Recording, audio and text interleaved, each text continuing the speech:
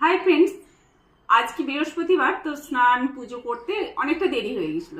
কারণ পুজোর বাসন টাসন মাজা, ঠাকুর ঘর পরিষ্কার করা, নানা রকমের কাজ করতে গিয়ে দেরি হয়ে গেছে। ভাবলাম আর টিফিনটা করবো না, একবারেই খেয়ে নেবো। তো কখন থেকে হাজবেন্ডকে ডাকছি তার দেখছি পাত্তা নেই।